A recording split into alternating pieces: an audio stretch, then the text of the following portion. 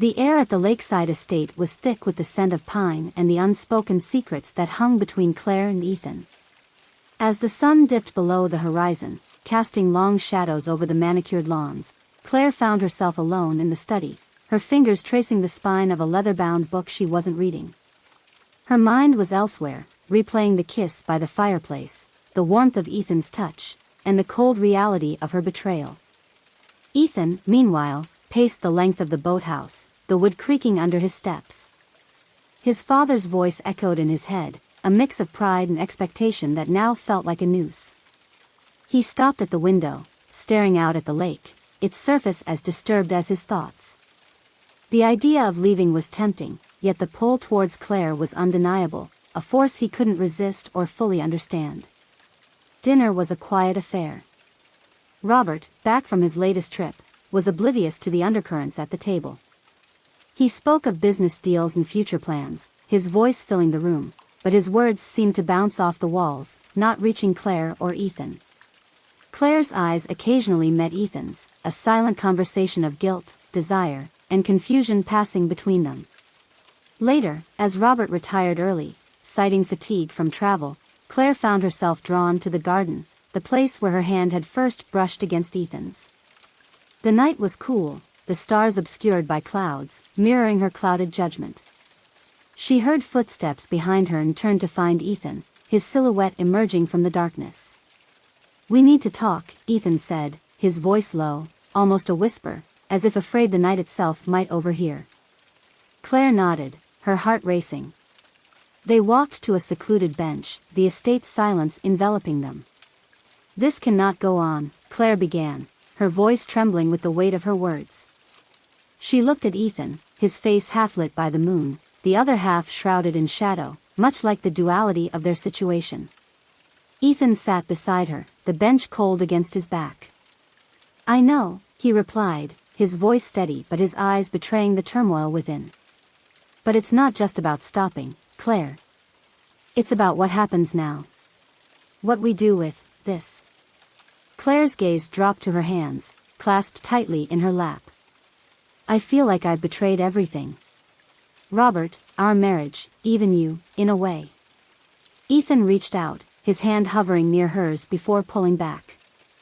"I don't see it as betrayal," he said softly. "I see it as a moment of truth. A moment where we both acknowledged something real, something neither of us planned." The silence stretched between them, filled only by the distant call of a night bird and the rustle of leaves. Claire finally looked up, her eyes searching his. "What do we do, Ethan? How do we move forward from here?"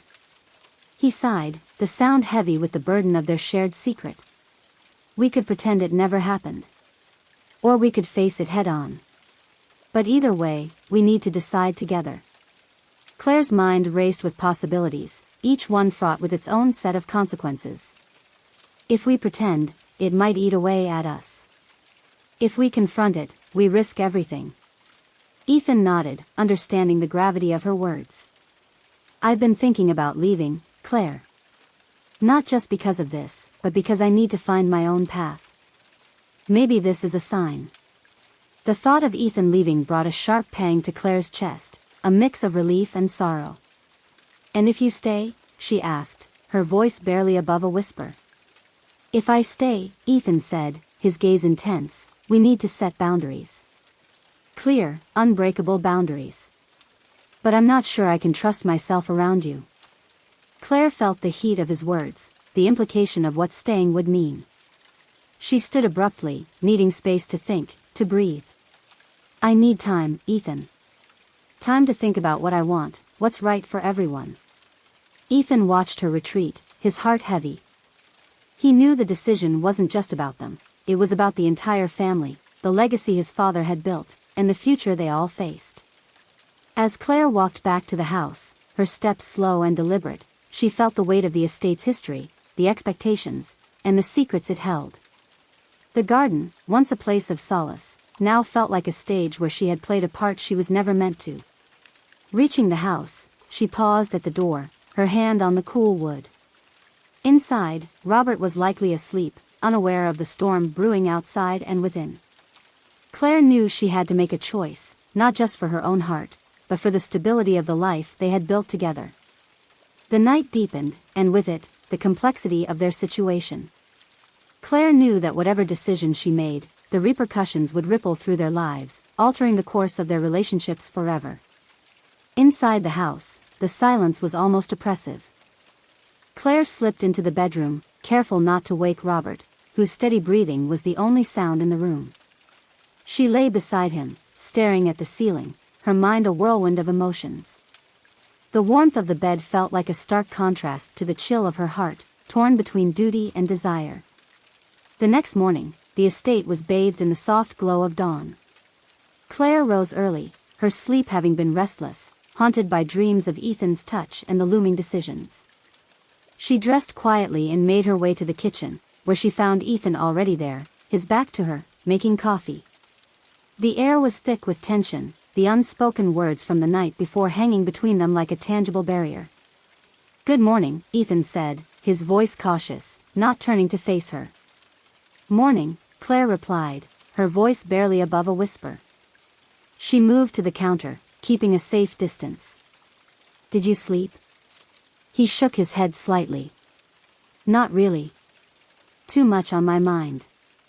They stood there, the coffee machine hissing in the background, a metaphor for the steam of their unspoken thoughts. Claire finally broke the silence. "Ethan, about last night. I've been thinking." He turned then, his eyes searching hers for some sign of what she might decide. "And? I think you should leave," she said, the words tasting like betrayal even as they left her lips. "Not because I want you to, but because it's what's best for everyone." Ethan's expression tightened, a mix of pain and understanding. "I thought you might say that. But Claire, are you sure this is what you want? What about us?" Claire's heart ached at his question. "There is no us, Ethan. There can't be. Not without destroying everything else." He nodded slowly, his gaze dropping to the floor. "I'll start packing then. I'll tell Dad I need to go back to the city for some legal work." The day passed in a blur for Claire. She avoided Ethan, busying herself with estate chores, her mind replaying their conversation. The estate, once a sanctuary, now felt like a prison with its walls closing in on her. That evening, Robert, unaware of the storm brewing, suggested a family dinner to celebrate Ethan's visit. Claire felt the irony like a knife. She agreed, her voice hollow, knowing it might be the last time they'd all sit together like this. Dinner was tense. Ethan, now distant, engaged in polite conversation with his father, discussing business and future prospects. Claire watched them, her heart heavy with the secret she held. Each laugh, each casual touch between father and son, felt like a reminder of what she was about to lose. After dinner, as Robert excused himself to take a call, Ethan and Claire found themselves alone in the dining room. The silence was deafening. "I'll leave first thing in the morning," Ethan said, his voice devoid of the warmth it once held. Claire nodded, unable to meet his eyes. "It's for the best." He stood, moving towards her, his presence overwhelming. "Claire, if there's anything you need to say, now's the time." She looked up, her eyes glistening with unshed tears. "I wish things were different. I wish we could." Ethan cut her off, his hand gently lifting her chin. Don't wish for what can't be. We both know where this leads." Their lips met in a kiss, this time not of passion but of farewell, a silent acknowledgement of what could have been. It was brief, a mere whisper of contact, yet it spoke volumes of their regret and longing. As he pulled away, Ethan's resolve seemed to harden. "I'll go pack." Claire watched him leave, her heart sinking. She knew she had made the right decision, but it felt like a part of her was being torn away. She walked to the window, looking out at the lake, now dark and foreboding under the night sky, mirroring the turmoil within her. The next morning, as Ethan's car pulled away from the estate, Claire stood by the window, watching until the taillights disappeared. Robert, beside her, commented on how proud he was of Ethan's career choice, oblivious to the undercurrents of emotion swirling around him. Claire turned to him, forcing a smile. "He'll do great things," she said, her voice steady, though inside, she felt anything but. The estate seemed quieter now, the absence of Ethan palpable. Claire knew the path she had chosen was one of solitude, of preserving what she had built with Robert, but at what cost? The days stretched ahead, filled with the mundane, yet each moment was tinged with the memory of Ethan, the what-ifs, and the silent promises of a love that could never be. The days following Ethan's departure are a blur of routine for Claire. She moved through the motions of her life at the estate, each task a distraction from the void his absence left behind. Robert, ever the attentive husband when not engrossed in his work, noticed her subdued demeanor but attributed it to the quietness of the estate without Ethan's youthful energy. One afternoon, while tending to the roses in the garden, Claire's phone buzzed with a message from an unknown number. Her heart skipped a beat, hoping against hope it might be Ethan, but the message was from a local number. Unknown ****, I know what happened between you and Ethan. We need to talk ****. Claire's hands trembled as she read the message. The fear of exposure, the dread of confrontation, it all came rushing back. She glanced around, half expecting someone to be watching her, but the garden was as serene as ever, the only sound the gentle rustling of leaves. She typed back, her fingers shaking. Claire ***, who is this? The response was almost immediate. Unknown ***, meet me at the old gazebo at 6 p.m. Alone ***. The rest of the day was torture. Claire oscillated between fear, guilt, and a desperate hope that this was some sort of misunderstanding. She prepared dinner with Robert, her mind elsewhere, her responses to his chatter about a new business venture monosyllabic and distracted. As the clock neared 6, Claire excused herself, claiming she needed some air.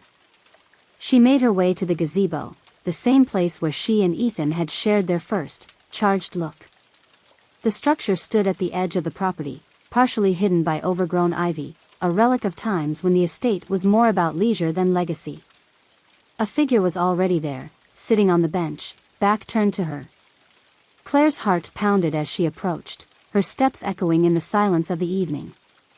"Hello, Claire," the figure said, turning around. It was Sarah, Robert's longtime assistant, a woman Claire had always found too observant for comfort. "Sarah? What is this about?" Claire's voice was a mix of relief and suspicion. Sarah's eyes were cold, calculating. "I saw you and Ethan, that night by the fireplace. I was coming to drop off some documents for Robert, and I saw everything." Claire felt the ground shift beneath her. "What do you want?" "I want you to leave," Sarah said bluntly. "You've betrayed Robert, and if he finds out, it will destroy him. I've been with him longer than you, Claire. I know him. He doesn't deserve this." The ultimatum hung heavy in the air. Claire's mind raced. "And if I refuse?" Claire asked, her voice barely above a whisper, the weight of Sarah's demand pressing down on her. Sarah's expression softened slightly, but her resolve was clear. "If you refuse, I will tell Robert everything. I have photos, Claire. Evidence. It's not just about what you want anymore." The world seemed to tilt as Claire processed the threat. Her mind raced through the implications, the potential destruction of her marriage, the scandal that would follow. "You would do that to him? To us?" "It's not about doing it to him," Sarah retorted, her voice rising with emotion. "It's about protecting him. You've made your choice, now I'm making mine." Claire felt the sting of betrayal, not just from her own actions but now from Sarah's ultimatum. She looked around the gazebo, the place that once held the promise of a secret romance now a stage for her downfall. "I need time," Claire pleaded, her voice cracking. "Please, Sarah, give me time to think, to decide."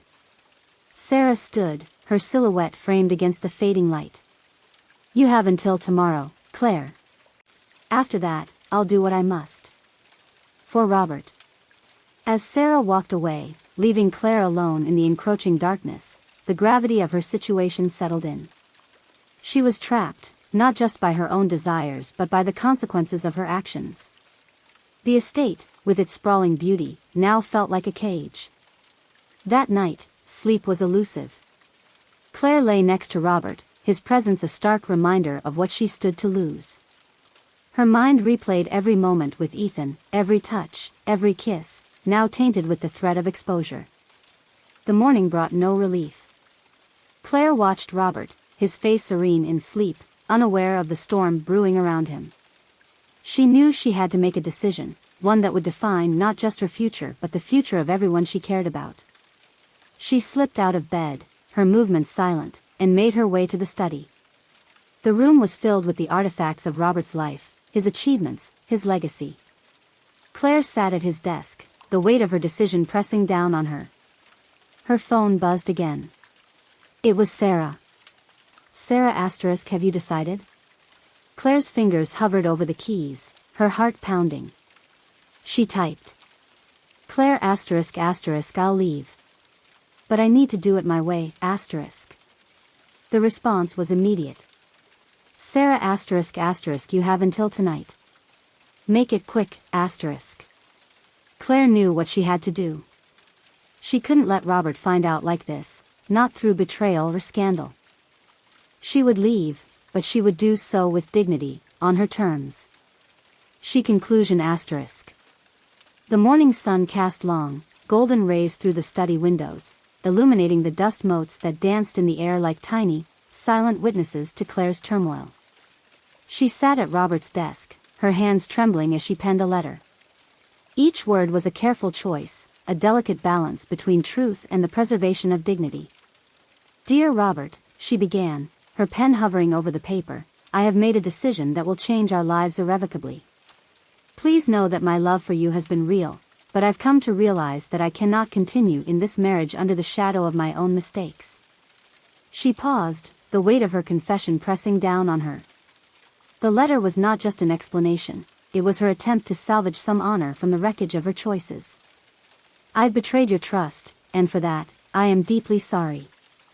I will leave today, taking with me only what I brought into this marriage. I hope, in time, you can find it in your heart to forgive me, not for my sake, but for yours, so that you might find peace. Claire sealed the letter, her heart heavy with the finality of her actions. She knew this was the only way to protect Robert from the scandal, to shield him from the pain of knowing the full extent of her infidelity. She walked through the house, each step echoing in the quiet halls. The estate, once a symbol of their shared dreams, now felt like a mausoleum of what could have been. In the bedroom, she packed a small suitcase, choosing items with care, ensuring she left behind anything that belonged to their life together. As she zipped up the suitcase, she heard footsteps. Robert entered, his face lit with the morning light, his smile fading as he saw her packed bag. Claire, what's happening? His voice was a mix of confusion and concern. She handed him the letter, her eyes unable to meet his. I need to leave, Robert. It's for the best. He read the letter, his expression morphing from confusion to shock, then to a deep, palpable hurt. Why, Claire? Why now? She took a deep breath, the truth bitter on her tongue. I've made mistakes, Robert. Mistakes that would hurt you more if you knew them fully. I'm leaving to spare you that pain. Robert's eyes searched hers, looking for something, perhaps an explanation that would make sense of this sudden departure. Is there someone else? Claire's heart clenched. It's not about someone else. It's about me, about what I've done. I need to find myself again, away from here. He nodded slowly, the letter crumpling in his grip. I won't stop you, Claire. But know this, I loved you. I still do. Tears welled up in her eyes, but she blinked them away. I know, and I'm sorry for everything. With a final, lingering look, she walked out of the bedroom, down the stairs, and out of the estate. The gravel crunched under her feet as she made her way to her car, the sound a stark contrast to the silence that followed her departure. Driving away, Claire felt the estate recede in her rearview mirror, a chapter of her life closing with each mile she put between herself and the past. The road ahead was uncertain, filled with the prospect of rebuilding, of facing the consequences of her actions alone. The estate, now silent, seemed to exhale, as if relieved of a burden it had unknowingly carried. Robert stood at the window, watching the dust settle in the wake of her car. The letter in his hand was both a goodbye and a release, a painful severance from a love that had once been his anchor. In the quiet aftermath, Robert would find solace in the memories, in the legacy he had built, and perhaps, in time, in the understanding that some loves are meant to be lessons, not lifelines. Claire, meanwhile, drove into a future where she would confront her solitude, her guilt, and her need for redemption, knowing that the path to forgiveness starts with forgiving oneself. And as the sun climbed higher, casting light on a new day, both Claire and Robert embarked on their separate journeys, bound by the past, yet moving forward, each in their own way, towards a new beginning. Don't forget to subscribe, like, and comment if you enjoyed this story. This will help us create more engaging stories for you.